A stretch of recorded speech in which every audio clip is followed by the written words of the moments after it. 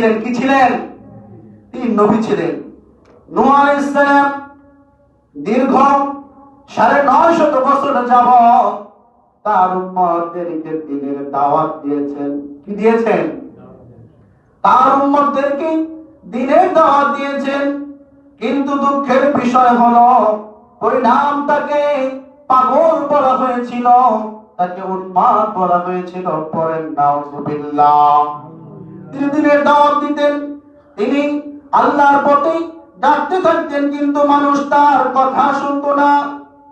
এজন্য আল্লাহ পাক বলেছেন, ইয়া কওমি ইবুদুল্লাহা মা লাকুম মিন ইলাহিন গায়রুহু। নূহ আলাইহিস সালাম তার উম্মতদেরকে যে দাওয়াত দিতেন, সে দাওয়াতের ভাষাটা আল্লাহ পাক কোরআন কারীমে জানিয়ে দিয়েছেন। ইয়া কওমি ইবুদুল্লাহা মা লাকুম মিন ইলাহিন গায়রুহু। হে আমার সম্প্রদায়, হে আমার সম্প্রদায়, অথবা হে আমার উম্মতগণ, হ্যাঁ, হে আমার উম্মতগণ, তোমরা এক আল্লাহর ইবাদত করো, এক আল্লাহর উপাসনা করো, তিনি ছাড়া তোমাদের আর কোনো উপাস্য নাই। সূরা আরাফের ৫৯ নং আয়াতে আল্লাহ পাক এই নিয়ত করে দিয়েছেন।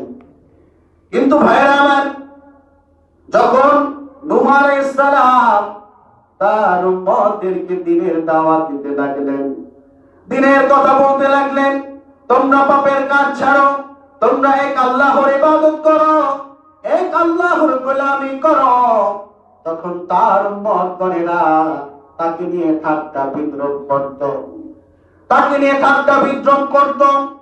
এরপরে নূহ আলাইহিস সালামের যে উম্মত ছিল, তার উম্মতের ভিতরে যারা শামিল ছিল, তাদেরকে ছোট করে কথা বলতো, দেখো এই গরিবগুলা, নূহ আলাইহিস সালাম সমাজের গরিব মানুষগুলোকে ধরে ধরে মুসলমান বানিয়ে দেখো কিভাবে শামিল করছে।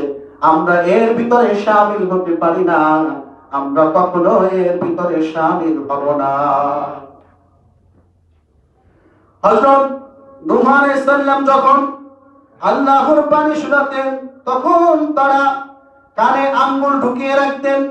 তারা কানের ভিতরে কি করে? কানের ভিতরে আঙ্গুল ঢুকিয়ে রাখতেন এবং চেহারাগুলো কাপড় দিয়ে ঢেকে রাখতেন। পড়েন নাউযুবিল্লাহ।